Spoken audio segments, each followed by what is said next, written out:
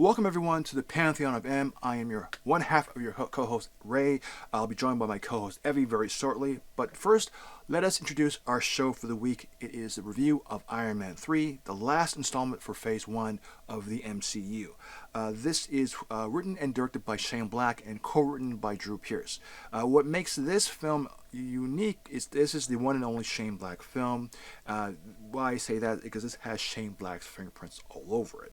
And I'm personally a big fan of Shane Black. I always was a Shane Black fan, even before I knew who Shane Black was.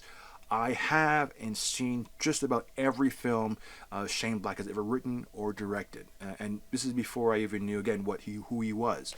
I was a fan from Monster Squad, which is basically a kids program. It's kind of like the poor man's version of Goonies because it doesn't really hold up in today, if you look at it now. But then it's through the lens of a child, and which I say that is because it's kind of essential to understand the perspective when you go to the character of Harley in Iron Man 3.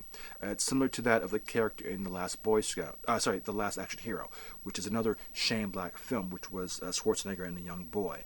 A lot of things you see in here are the signature marks of what makes Shane Black Shane Black. And there's a kind of a redemption arc in his stories. And I've seen them all, whether it's in Lethal Weapon 1 and 2, Last Boy Scout, Last Action Hero, The Long Kiss Goodnight. Well, it's Long Kiss Goodnight, same thing. And, and even in his films like The Nice Guys and Kiss Kiss Bang Bang Bang, things that he's directed, which, by the way, is how he met Downey Jr., gave him the ability to have the interview with Marvel, where he had to sell himself to the company.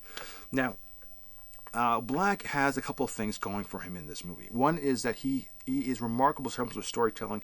He does what I like to think of as like he writes these amazing one-liners for his characters. I mean, Downey ad-libs quite a bit in his movies, which is no secret, but also with working with Shane Black and having the previous work with him in Kiss Kiss Bang Bang, he's really able to just glide his way through it. Now, whether or not if Downey's phoning it in, because this is his last solo endeavor and this is his swan song, that's arguable, but he does perform on camera. He's a true great talent. And another thing that Black brings to the table, one of the Shane Blackisms that he does, which to this day I don't understand, is he likes Christmas. Christmas is always a theme in his films, and I don't know why. To this day, I don't know why. It's in one of my personal favorite ones, which is The Last Boy Scout. Christmas is a theme there. It's the last segment in the first Lethal Weapon movie. Christmas. It takes place at Christmas. The Long Kiss Goodnight takes place from the end. It starts off at the end of American New Year's Americans Thanksgiving, and ends around Christmas before New Year, I believe it is, or New Year's Eve. And this film starts off on New Year's Eve at the millennium and is concluded in present time, their year, Christmas. So Christmas is always it's like how Hitchcock and M. Night have a cameo appearance, or Michael Bay has a kind of orbiting track of a camera. Christmas is Shane Black's thing. I never understood that. But anyways, it's his motif, it's his go-to device, it's his character signature mark in his films. I never understood that. But nonetheless, that's when you get to the hero, the villain, which was the Mandarin. Now, one of the things about this movie, and I guess not only this movie in particular, but one of my philosophical approaches to Iron Man, which basically spans the entire trilogy and beyond, is the idea of, can Iron Man resolve the mistakes by Tony Stark? Whether it's him being a warmonger and overcoming the things all the weapons he's designed in the past, whether it's the creation of Ultron, which ultimately led into the Slovakia. Sorry, is it Slovakia? No, let's see. Hey Google, in Age of Ultron, what country gets dropped? According to Marvel Cinematic Universe Wiki, fandom, the Sokovia Accords are a set of legal documents designed to regulate the activities of enhanced individuals, specifically those who work for either government agencies such as S.H.I.E.L.D. or for private organizations such as the Avengers. Okay, you agree or disagree with that, but ultimately, his creation led to Sokovia Accords as a ripple effect. So there's a lot of things that he's done. Also, and with the house party protocol, which is at the end of the film, that's all his machines because he's tinkering. He lacks sleep and he's gone kind of bananas. And there's a it's one of the things I don't. Well, it's like a Matrix 2 sequence where there's all those Smiths. There's a lot of stuff going on. It's a little crazy.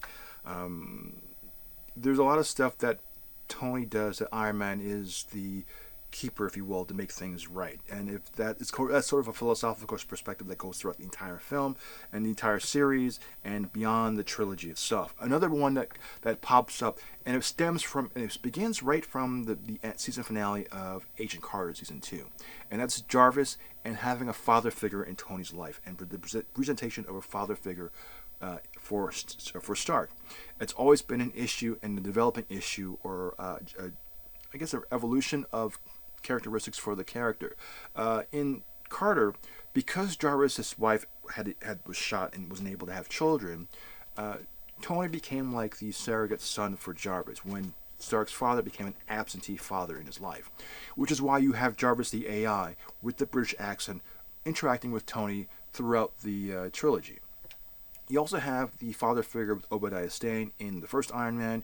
You have the resolve in both the finale and Endgame, plus in Iron Man 2 when he sees the father on video and the father helps him solve his latest problem, figuring out how he's personally dying from the thing he created, the arc reactor, which was, again, sins of the father carried on to the son from Whiplash to him. So there's that. And of course, and then with the things that he's done, his mistakes he's done, in the bookend, it's bookended in Iron Man 3, was that he says in the opening lines of the film, which is probably in the first 4 minutes of the movie, and it's bookends at the end.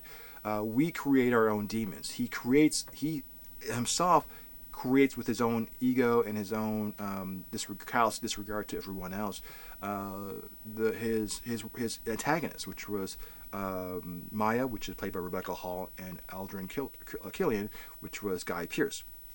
Pierce I like because he's playing a character that he's familiar with, whether it's in Prometheus or Bloodshot, that evil scientist character who comes back to bite him in the butt years later. You get that here, and you have also the introduction of two other characters at the beginning.